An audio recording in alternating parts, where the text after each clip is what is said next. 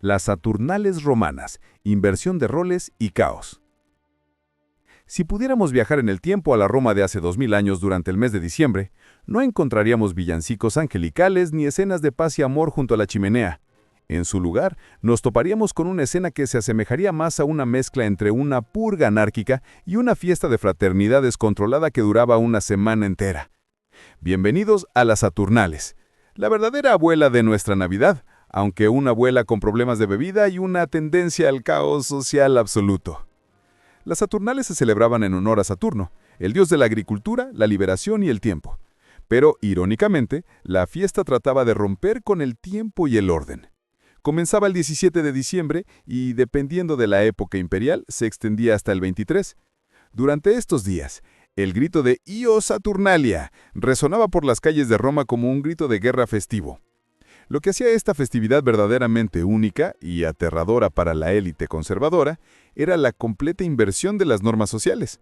Imagina un mundo donde la ley y el orden se suspenden temporalmente. Durante las Saturnales, las escuelas cerraban, los tribunales de justicia quedaban inoperativos y estaba prohibido declarar la guerra. Pero lo más impactante sucedía dentro de los hogares. Los esclavos eran liberados de sus obligaciones. No solo eso, sino que en muchos casos los roles se invertían literalmente.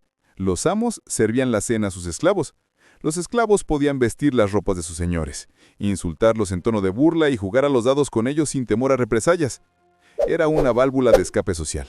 Una semana donde el mundo se ponía patas arriba para liberar la presión acumulada durante el resto del año.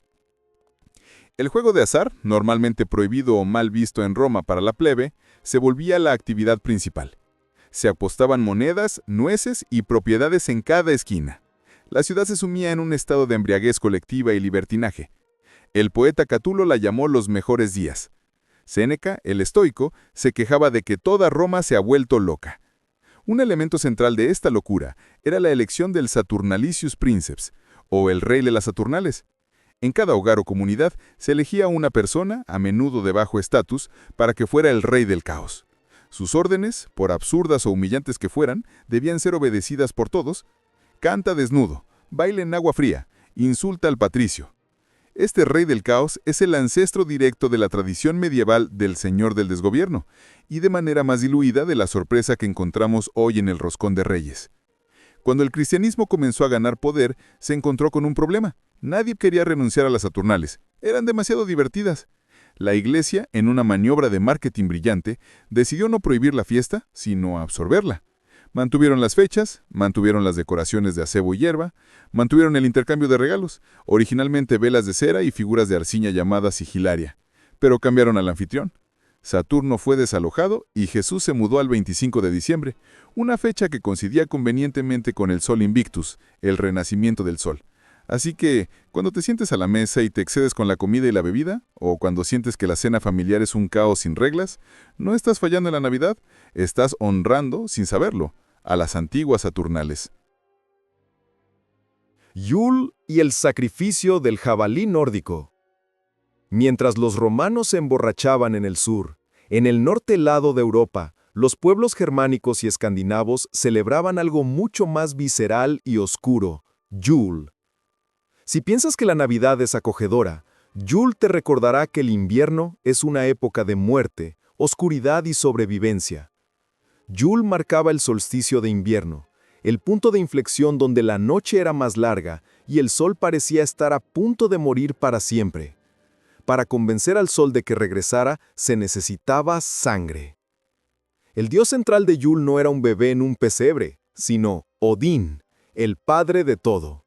Pero en esta época del año Odín adoptaba una de sus formas más aterradoras, el líder de la cacería salvaje. Se creía que durante las noches más largas de Yule, el velo entre el mundo de los vivos y el de los muertos se volvía peligrosamente delgado. Odín cruzaba el cielo tormentoso acompañado de un ejército de espectros, perros fantasmas y almas en pena. Escuchar el aullido del viento no era solo clima, era el sonido de la cacería pasando sobre tu techo. Si tenías la mala suerte de estar afuera y verlos, podías ser arrastrado al inframundo o volverte loco. La única protección era quedarse dentro, beber cerveza y esperar que la oscuridad pasara. Pero Yule no era solo miedo, era fertilidad y sacrificio. El símbolo más potente de esta festividad era el jabalí. En la mitología nórdica, el jabalí estaba consagrado a Freyr, el dios de la fertilidad y la prosperidad. Para asegurar que la cosecha volviera el año siguiente y que el sol recuperara su fuerza, se realizaba el Sonargold, el sacrificio del jabalí expiatorio. La ceremonia era solemne y brutal. Se traía al gran salón un jabalí, a menudo considerado la encarnación de la fuerza vital del bosque. Los guerreros y los hombres de la casa ponían sus manos sobre las cerdas del animal y hacían juramentos inquebrantables para el año venidero. Estos juramentos de Yule eran contratos sagrados sellados con sangre. Romperlos significaba deshonra y muerte. Una vez hechos los juramentos, el jabalí era sacrificado y su carne servida en un banquete masivo. Esta tradición es el origen directo del jamón de Navidad que muchas culturas, especialmente en el norte de Europa y América, todavía ponen en el centro de la mesa. Cuando cortas esa pierna de cerdo asada, estás recreando un ritual pagano de sacrificio a Freyr. La leña de Yule o Yule log, que hoy comemos en forma de pastel de chocolate, era originalmente un tronco real, un roble entero que se traía al hogar. Se encendía con los restos del tronco del año anterior y debía arder durante 12 días seguidos para ahuyentar a los espíritus malignos y dar fuerza al sol naciente. Las cenizas se guardaban como medicina y protección contra los rayos. Yule nos recuerda que la Navidad, en su núcleo, es una fiesta de desafío contra la oscuridad. Encendemos luces, comemos grasas y bebemos alcohol no solo por alegría, sino como un antiguo mecanismo de defensa mágica contra el invierno mortal que acecha fuera de nuestras puertas. Y fue entonces cuando los romanos llegaron. Krampus, la sombra demoníaca de Santa Claus. Hoy en día, la narrativa navideña es binaria pero suave. Si eres bueno, recibes regalos. Si eres malo, recibes carbón. Y siendo realistas, la mayoría de los padres modernos ni siquiera dan carbón. Pero en la región alpina de Europa, Austria, Baviera, Eslovenia, el sistema de justicia navideña era mucho más severo y terrorífico. San Nicolás, el santo benevolente que traía regalos, nunca viajaba solo. Necesitaba un ejecutor, una sombra. Ese ejecutor es Krampus. Krampus es la antítesis de todo lo que la Navidad moderna representa. Es una bestia mitad cabra, mitad demonio, con pelo negro y sucio, cuernos largos y retorcidos y una lengua roja bífida que cuelga antinaturalmente de su boca. Mientras San Nicolás lleva un saco de juguetes, Krampus lleva cadenas oxidadas, cencerros ruidosos para anunciar su llegada, y lo más inquietante de todo, un manojo de ramas de abedul llamado Ruten. El propósito del Ruten no es decorativo. Krampus lo usa para azotar a los niños que se han portado mal, y no estamos hablando de una nalgada simbólica. La leyenda sugiere un castigo físico real, pero los azotes son el escenario leve. Si un niño había sido verdaderamente malvado, Krampus no perdía el tiempo con ramas. En su espalda, en lugar de juguetes, lleva una cesta de mimbre o un saco viejo. La leyenda cuenta que mete a los niños incorregibles en ese saco, se los lleva a su guarida en las montañas, y bueno, las versiones varían. Algunos dicen que los ahoga, otros que se los come, y los más optimistas dicen que simplemente los lleva al infierno. La noche del 5 de diciembre es la Krampusnacht, la noche de Krampus. Históricamente, y aún hoy en día en muchas ciudades alpinas, hombres jóvenes se visten con pieles pesadas y máscaras de madera tallada horriblemente realistas para correr por las calles, persiguiendo a los transeúntes, golpeándoles las piernas con las ramas y haciendo sonar sus cencerros. Es una noche de terror controlado, una liberación de la agresión reprimida en medio del invierno. Durante siglos, la Iglesia Católica intentó prohibir al Krampus. Era demasiado pagano, demasiado demoníaco, demasiado incontrolable. En el siglo XX, incluso el gobierno fascista de Austria intentó erradicar la tradición, considerándola obra de socialdemócratas o una corrupción de la pureza cristiana. Pero Krampus sobrevivió a todo. Sobrevivió porque representa una verdad psicológica que la versión edulcorada de Santa Claus ignora. El miedo es un motivador poderoso. La Navidad antigua entendía que la luz no tiene sentido sin la oscuridad. y que la recompensa no se valora si no existe la amenaza real de un castigo monstruoso. Krampus es el monstruo necesario para que San Nicolás pueda ser el santo. Grilla y el gato de Yule, que come niños que no estrenan ropa. Si pensabas que Krampus era malo, espera conocer a la familia disfuncional que aterroriza Islandia. Los islandeses, viviendo en una isla de hielo, fuego y oscuridad perpetua durante el invierno, crearon algunos de los mitos navideños más brutales de la historia. En el centro de esta pesadilla está Grilla. Grilla no es un demonio cabra, es una ogresa gigantesca. Se dice que vive en una cueva en los campos de lava de Dimbugurshi y tiene la capacidad de detectar a los niños que se portan mal todo el año. A diferencia de Santa, que te vigila para juzgarte, Grilla te vigila para cazarte.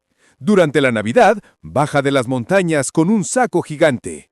Su objetivo es simple: capturar niños desobedientes, meterlos en el saco y llevárselos a su cueva para hervirlos vivos y hacer un estofado.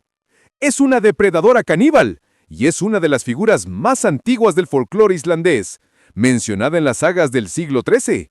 De hecho, era tan aterradora que en 1746 se emitió un decreto público en Islandia prohibiendo a los padres usar a Grilla para intimidar a sus hijos, porque los niños estaban quedando traumatizados de verdad. Pero Grilla no viene sola. Tiene 13 hijos, los Jolusvein o los muchachos de Yule. Hoy en día, se han suavizado hasta parecerse a duendes traviesos, pero originalmente eran monstruos, cada uno con una forma específica de acosar a los humanos. El chupacucharas, el golpeapuertas, el robasalchichas. Sin embargo, la mascota de la familia es quizás la criatura más extraña y cruelmente capitalista de toda la mitología navideña, el Yolacaturrin, o el gato de Yule. No te imagines un gatito lindo. El gato de Yule es una bestia gigantesca, más grande que una casa, que merodea por los campos nevados mirando dentro de las ventanas iluminadas. ¿Su presa? No son necesariamente los niños malos. El gato de Yule caza a cualquiera que no haya recibido ropa nueva para Navidad. Sí, leíste bien. La amenaza de muerte y devoración no se basa en tu comportamiento moral, sino en tu producción económica. En la antigua Islandia rural, el procesamiento de la lana era vital para la supervivencia. Toda la familia, desde los niños hasta los ancianos, tenía que trabajar duro en otoño para esquilar, hilar y tejer la lana antes de que llegara lo peor del invierno. Si el trabajo se completaba, todos recibían una prenda nueva como recompensa. Si alguien había sido perezoso, no recibía ropa nueva. Hace que el gato de Yule funcionaba como un supervisor de fábrica monstruoso. Si no tenías ropa nueva, significaba que no habías trabajado lo suficiente. El gato te veía, te juzgaba como un vagabundo inútil y te comía. Esta leyenda enseñaba una lección dura y fría necesaria para sobrevivir en un clima hostil. Si no contribuyes a la comunidad, no mereces sobrevivir al invierno. Es la versión más brutal de la moda de temporada que haya existido. ¿Por qué ponemos árboles muertos en la sala? Simbolismo antiguo. Mira la esquina de tu sala. Hay un árbol, probablemente un pino o un abeto. Lo has cortado, matándolo efectivamente, lo has arrastrado al interior de tu casa y lo has cubierto de luces y oropel. Si un extraterrestre viera esto sin contexto, pensaría que es un ritual extrañísimo. Y tendría razón. Es un ritual profundamente pagano de magia simpática y adoración a la naturaleza que el cristianismo intentó erradicar sin éxito antes de rendirse y adoptarlo. La obsesión con las plantas de hoja perenne, aquellas que no mueren y pierden sus hojas en invierno, es universal en las culturas antiguas del hemisferio norte. Para los celtas, los vikingos y los romanos, ver que todo el mundo vegetal moría y se volvía marrón excepto el abeto, el acebo y el muérdago era una señal divina. Estas plantas guardaban el secreto de la vida eterna. Traerlas al interior de tu casa era una forma de magia. Estabas invitando a los espíritus del bosque a refugiarse en tu hogar y, a cambio, esperabas que la vitalidad de la planta protegiera a tu familia de la muerte y la enfermedad durante el invierno. Los romanos decoraban sus templos con abetos durante las Saturnales. Los egipcios llenaban sus hogares con palmas verdes durante el solsticio de invierno. Pero la tradición del árbol tal como la conocemos viene directamente del paganismo germánico y su veneración por los árboles sagrados. Los germanos creían en Yggdrasil, el árbol del mundo que sostiene el universo. También adoraban árboles sagrados específicos, como el roble de Thor. La leyenda cristiana cuenta que San Bonifacio, en el siglo VIII, se encontró con un grupo de paganos a punto de sacrificar a un niño bajo el roble de Thor en Alemania. Para detenerlos, Bonifacio cortó el roble de un solo golpe, o con un golpe y una ráfaga de viento divina. Detrás del roble caído, crecía un pequeño abeto. Bonifacio les dijo que ese era el árbol de Cristo. Su madera era la de paz, para construir casas, no armas. Sus hojas siempre verdes representaban la vida eterna, y su forma triangular apuntaba al cielo, a la Trinidad. Aunque la historia de Bonifacio es propaganda eclesiástica, revela el conflicto real. La Iglesia odiaba la adoración de árboles. Sin embargo, la tradición persistió en Alemania.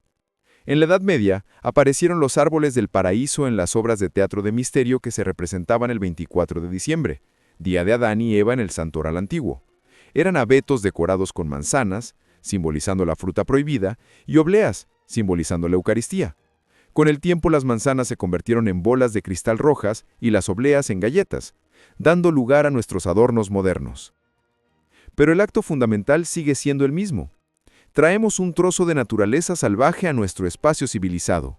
Es un recordatorio atávico de que, aunque vivimos en casas con calefacción, seguimos dependiendo de los ciclos de la tierra. El árbol en tu sala es un tótem antiguo, un rehén vegetal que traemos dentro para recordarnos que la primavera volverá. El verdadero San Nicolás, un obispo turco, no un elfo del Polo Norte. La imagen moderna de Santa Claus, gordo, alegre, vestido de rojo Coca-Cola y viviendo en el Polo Norte rodeado de elfos, es una invención muy reciente. Una mezcla de folclore de Holanda, poemas neoyorquinos del siglo XIX y ilustradores comerciales. El hombre real detrás del mito, San Nicolás de Bari, era mucho más interesante y, francamente, mucho más rudo. Nicolás no era del Polo Norte, era griego, nacido en el siglo III en Patara, en lo que hoy es la costa de Turquía. No era un fabricante de juguetes mágico, era el obispo de Myra. Y lejos de ser un abuelito pasivo que solo ríe, Nicolás era un defensor feroz y combativo de su fe y su gente. Vivió durante la gran persecución del emperador Diocleciano, lo que significa que probablemente pasó tiempo en prisión, fue torturado por su fe y vio a muchos de sus amigos morir. Era un sobreviviente endurecido, no un elfo.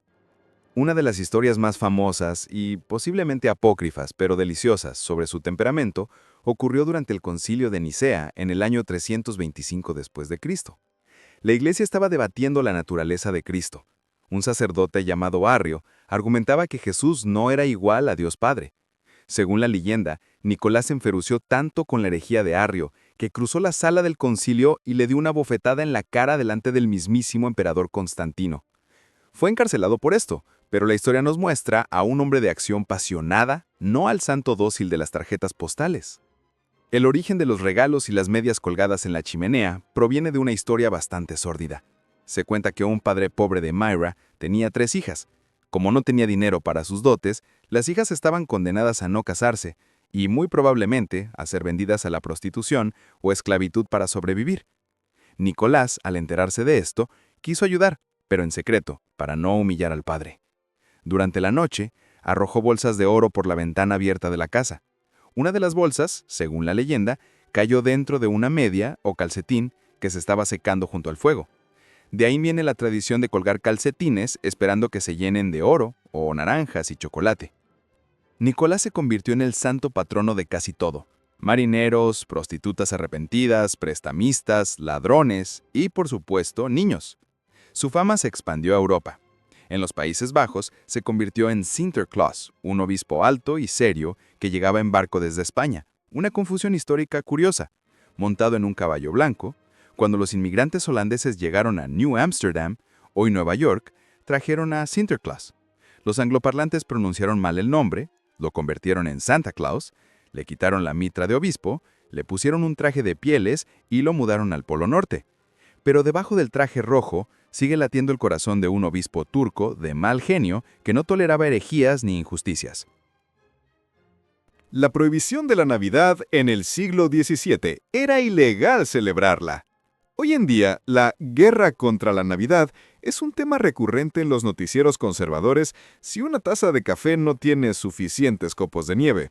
Pero en el siglo XVII hubo una verdadera guerra contra la Navidad, y no fue librada por ateos o paganos, sino por los cristianos más devotos y fanáticos de la historia, los puritanos. Para los puritanos en Inglaterra, y más tarde en las colonias americanas como Boston, la Navidad no era una fiesta cristiana, era una abominación papista llena de idolatría. Argumentaban, correctamente, que la Biblia no menciona la fecha de nacimiento de Jesús y que el 25 de diciembre era simplemente una capa de pintura sobre las fiestas paganas de las Saturnales y Yule. Pero lo que más odiaban no era la fecha, sino el comportamiento.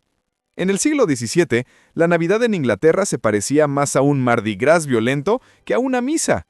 La gente se emborrachaba, comía hasta reventar, practicaba juegos de azar y a menudo asaltaban las casas de los ricos exigiendo comida y bebida, una tradición llamada wassailing, que era básicamente una extorsión musicalizada. Danos paz de higo o no nos diremos. Cuando Oliver Cromwell y las fuerzas puritanas tomaron el poder en Inglaterra después de decapitar al rey Carlos I, decidieron limpiar la nación.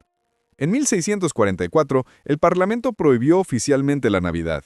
Las iglesias fueron cerradas por la fuerza el 25 de diciembre.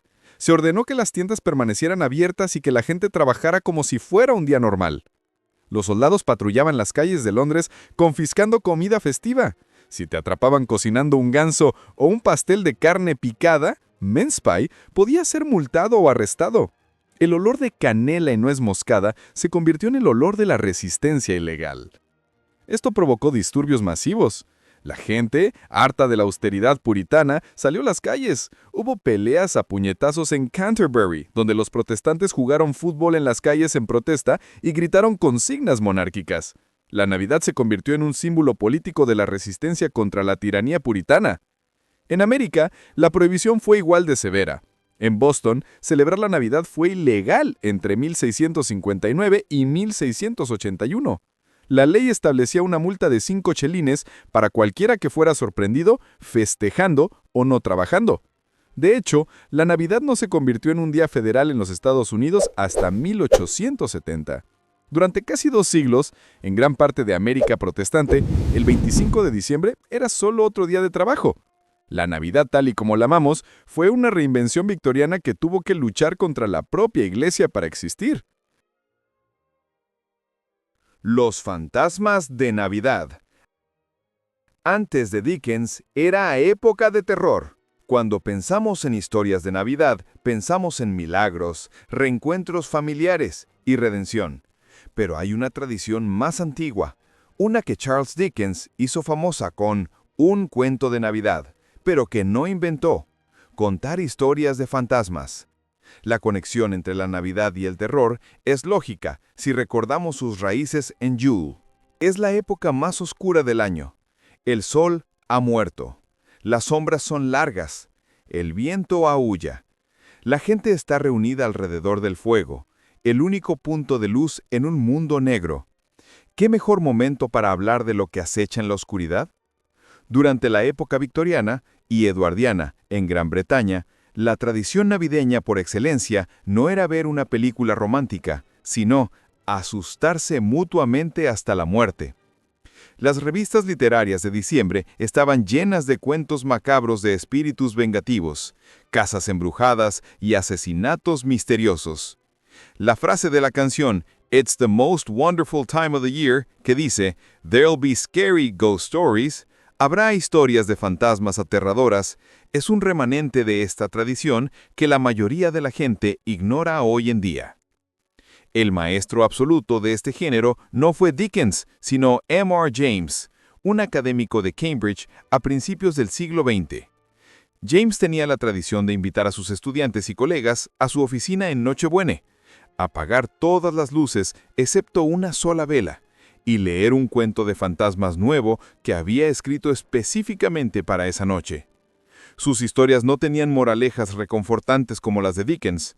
Eran relatos inquietantes sobre demonios antiguos despertados por arqueólogos curiosos, sábanas que cobraban vida para asfixiar a los durmientes y cosas peludas que tocaban tu mano en la oscuridad.